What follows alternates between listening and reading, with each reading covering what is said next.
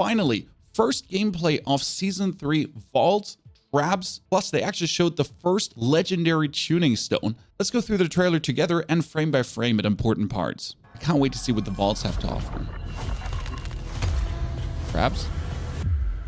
Season of the Construct has so much going on. New quest lines, new legendary items, new unique items. We're getting new unique items and new legendary items. That's the first time we hear about it. Want to know more from the Fireside chat. New mechanics, challenges, and more. In the Season of the Construct, you learn of a wondrous place beneath the sands of Kyrgyzstan, filled with untold treasure. That's the AI companion. That's the mage that was with Zoltan Quill making that. Nearly all who seek this treasure never return. Those that do return are haunted, or worse yet, possessed. You seek out this place to put an end to whatever's lurking there. Following a lead, you discover a sprawling network of underground vaults. It houses the Loom, a priceless apparatus built long ago by the brilliant mages Zoltan Quill and Ayuzhan of Chaldeum to shape the elements and build. Ayuzhan gives me Deckard Cain vibes, and I'm all here for it. I miss Deckard Cain so much. All in all, the setting is quite nice. Tools to serve humanity. While exploring the network, you rescue Ayuzhan, only to discover that the demon Malphus has taken over the Loom to create its own private hell. Malphus is a servant of Diablo. He's unlike other demons we've encountered in Diablo 4. He's shapeless, manipulates others, takes on forms other than his own. He has possessed one of Zoltan. That's him.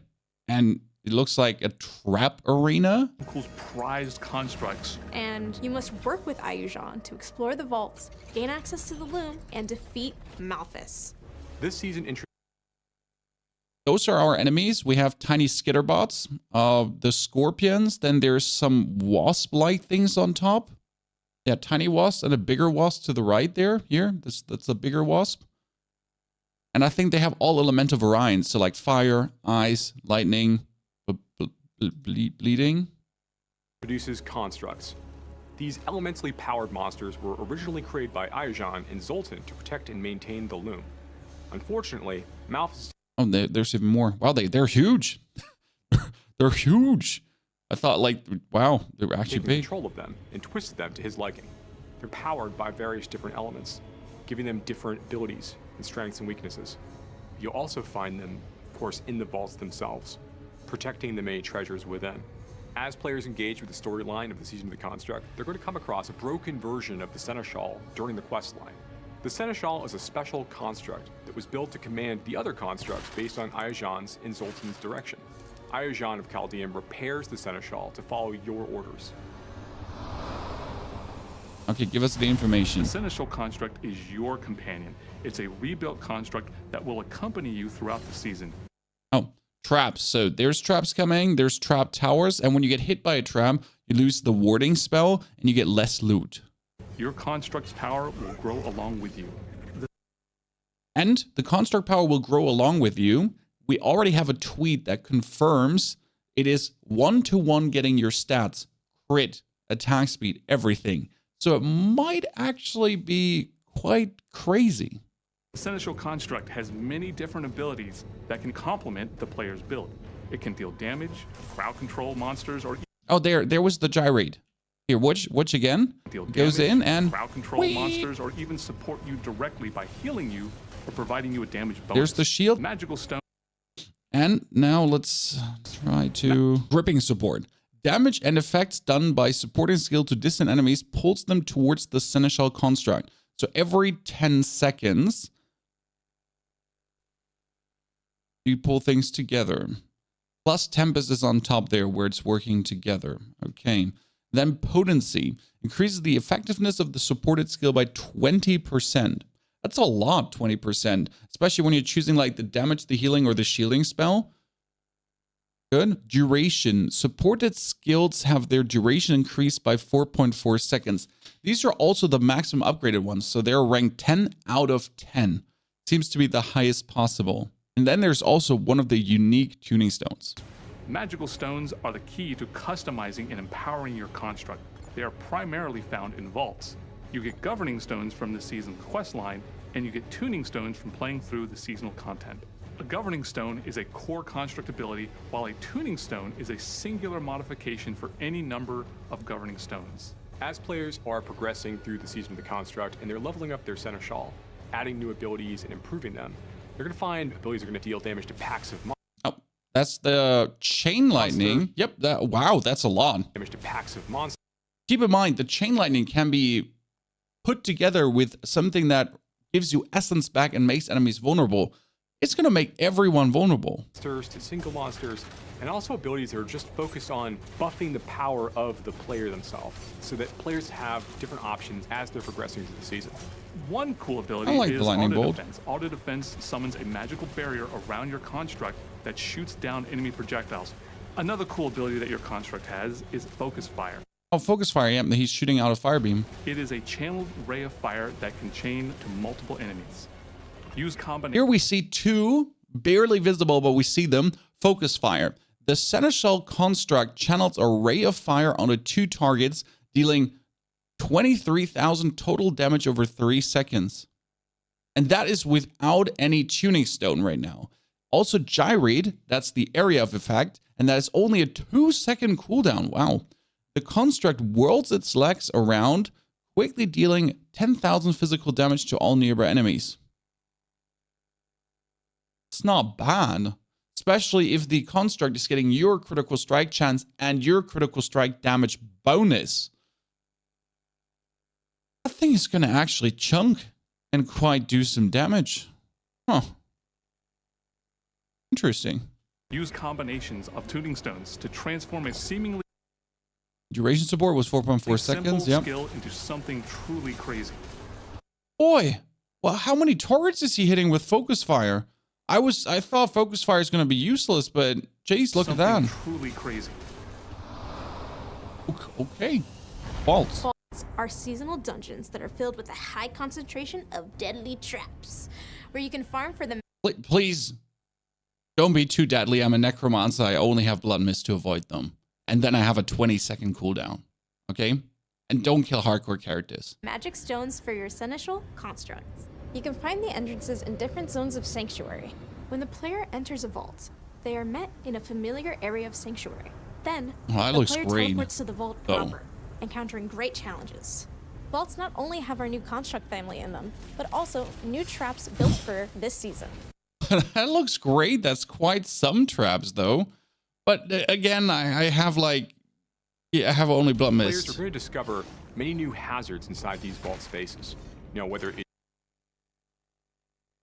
The thing is, whenever you get hit by a trap, you lose stacks of warding, which gets you less loot. I like that. spinning pillars shooting out flames or other traps, players need to stay on their toes while they're progressing through these vaults in order to stay alive. Each vault culminates in a gauntlet of true skill.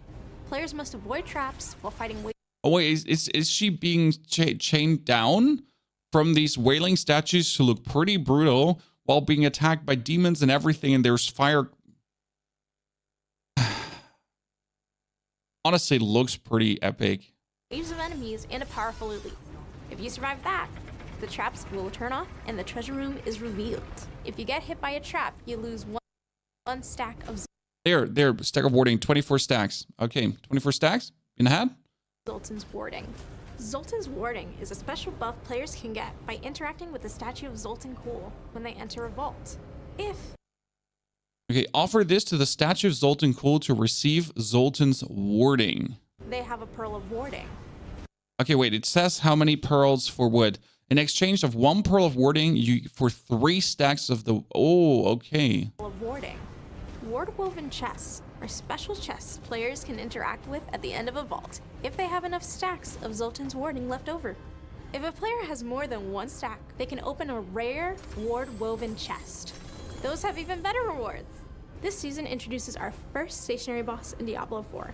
This is going to be a fight against the Okay, look at the arena. That's the trap arena we talked about. There is traps, and he's in the middle and stationary.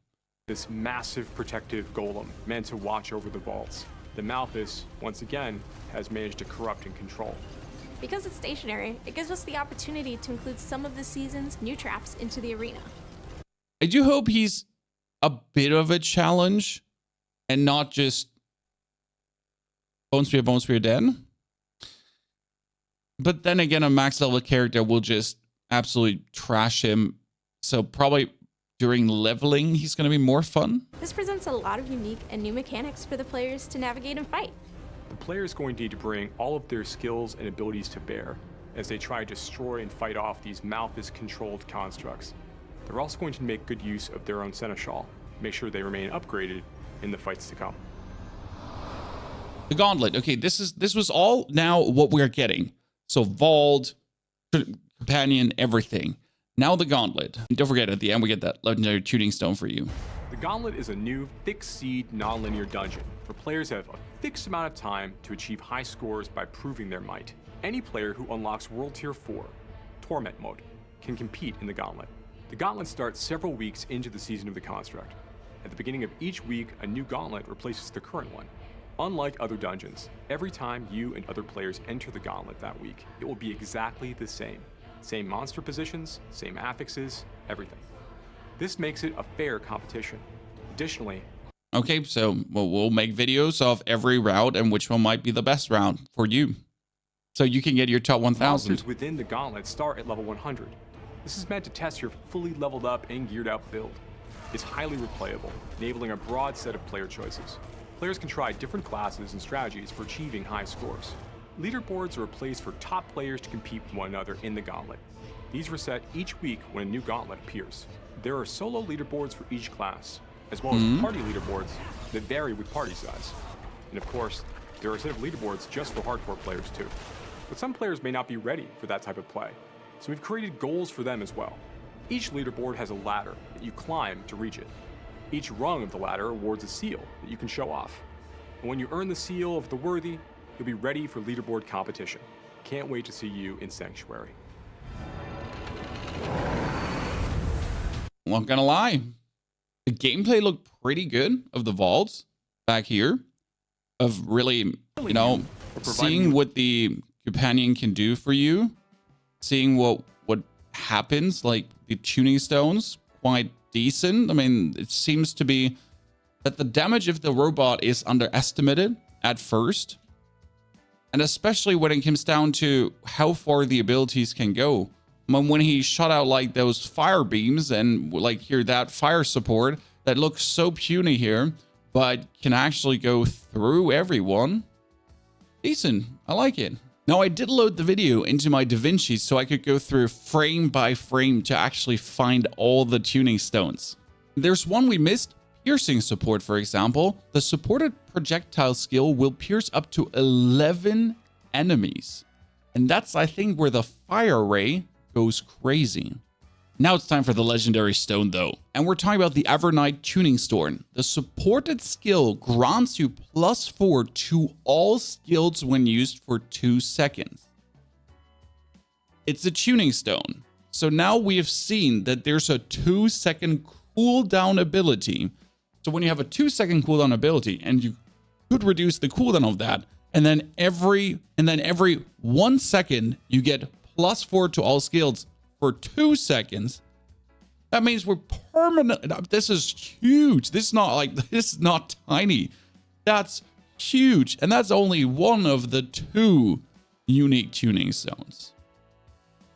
S tier. Loving it. How are you feeling after this video? Did it get you as pumped as it did me for the season there is to come? There's also a live stream where we're theory crafting the whole robot already, or just the first release news if you're still looking for it, plus a document in the description below with all the information gathered.